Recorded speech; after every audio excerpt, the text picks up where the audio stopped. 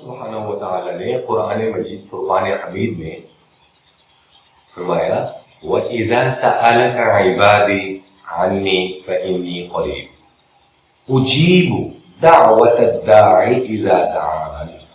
یہ وہ کرائٹیریا اللہ نے دے دیا کہ جس میں کسی بالواسطہ یا بلا واسطہ ہمیں کسی کی ضرورت نہیں ہے۔ اللہ نے کیا کہا؟ اے مدنی کریم، اے عرب کے چاند محمد رسول اللہ صلی اللہ تعالی علیہ وسلم، وَإِذَا سَأَلَكَ، جب آپ سے سوال کرتے ہیں، کون؟ عبادی، میرے بندے۔ اب یہاں پر عبادی یہاں پہ there is no any specification either that کہ وہ آدمی گناہگار ہے یا وہ آدمی گناہگار نہیں ہے۔ وَإِذَا سَأَلَكَ عِبَادِي، جب میرے بندے مجھ سے سوال کریں، میرے بارے میں سوال کریں آپ سے، فَإِنِّي قَرِيبٌ، پس انہیں بتا دیں کہ میں ان کے بہت زیادہ قریب ہوں۔ اجیب، اللہ نے پہلے ہی کہہ دیا، اجیب، میں جواب دیتا ہوں، میں قبول کرتا ہوں، میں ریپلائی کرتا ہوں، میں رسپونڈ کرتا ہوں۔ دعوت الداعی اذا دعان، جب وہ مجھے پکارتے ہیں۔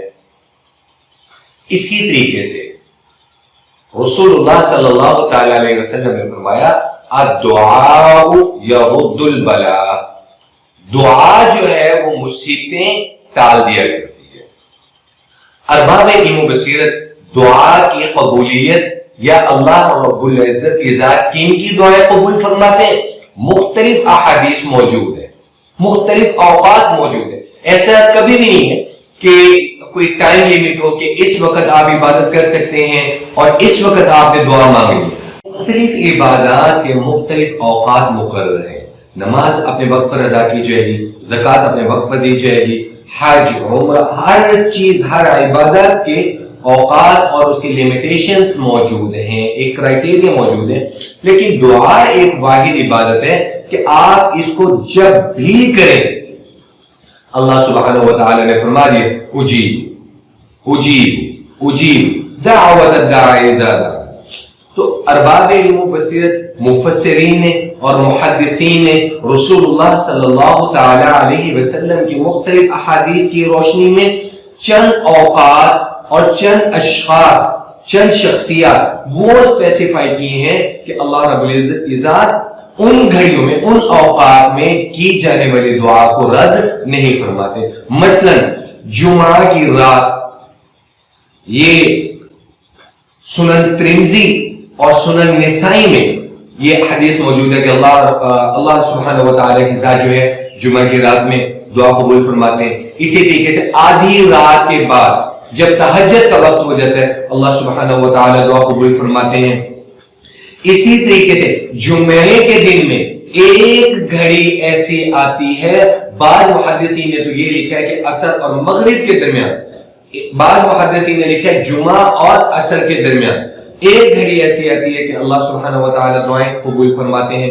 اسی طریقے سے دوران بارش، باران رحمت ہو رہی ہو، اس دوران میں آپ جو دعا مانگیں گے دعا قبول ہوگی۔ اسی طریقے سے جب ملک اذان دے رہا ہو، آپ دعا مانگیں، اللہ سبحانہ و تعالی دعا قبول فرماتے ہیں۔ سحر اور افطار کے وقت آپ جو دعا مانگیں گے اللہ قبول فرماتے ہیں۔ عورت کا درد ذہن کی تکلیف کے دوران، جب عورت بچہ پیدا کرتے وقت جب عورت بچے کو پیدا کرتے وقت جس تکلیف میں، جس کو درد ذہن کہا جاتا ہے، اس تکلیف کے دوران جب اللہ سے فریاد کرے گی، کوئی پکار کرے گی، اللہ سے جو مانگے گی، اللہ رب العزت کی ذات اس وقت قبول فرماتے ہیں۔ اسی طریقے سے کعبہ اللہ پر جب پہلی نظر پڑے گی اور آپ جو دعا مانگیں گے اللہ سبحانہ و تعالی اسے قبول فرماتے ہیں۔ میدان عرفات میں اللہ سبحانہ و تعالی دعا قبول فرماتے ہیں۔ اسی طریقے سے اللہ سبحانہ و تعالی مسافر کی دعا قبول فرماتے ہیں جب وہ راہ حق کے سفر کے دوران ہو۔ اسی طریقے سے اللہ سبحانہ و تعالی مظلوم کی دعا قبول فرماتے ہیں۔ اسی طریقے سے اللہ سبحانہ و تعالی والدین کی، والد اور والدہ کی، دادا اور دادی کی، اپنی اولاد کے حق میں کی جانے والی ہر دعا اللہ قبول فرماتے ہیں۔ نیک صالح بیوی کی، اپنے شوہر کے لیے کی جانے والی رزق اور خیر کی دعائیں اللہ سبحانہ و تعالی قبول فرماتے ہیں۔ بیٹی کی اپنے باپ کے لیے کی جانے والی دعائیں اللہ سبحانہ و تعالی قبول فرماتے ہیں۔ تو ارباب علم و بصیرت اللہ سے مانگیں، اللہ سے جڑیں، اللہ سے تعلق، اللہ سے رب قائم ہوگا۔ جب اللہ سے مانگیں گے اللہ نوازے گا۔ مانگنے کا طریقہ عاجزی انکساری کے ساتھ اپنے آپ کو جھکا کر اللہ سے مانگیں۔ اللہ دعائیں رد نہیں فرماتے۔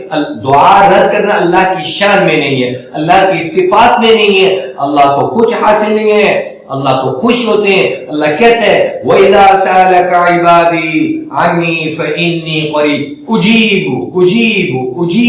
اللہ نے خود کہہ دیا دعوت الداعِ اذا دعان، مجھ سے مانگو، مجھ سے مانگو۔ اللہ سبحانہ و تعالی سے مانگنا خشوع و خضوع اور خلوص عمل، خلوص نیت کے ساتھ مانگنے کی توفیق نصیب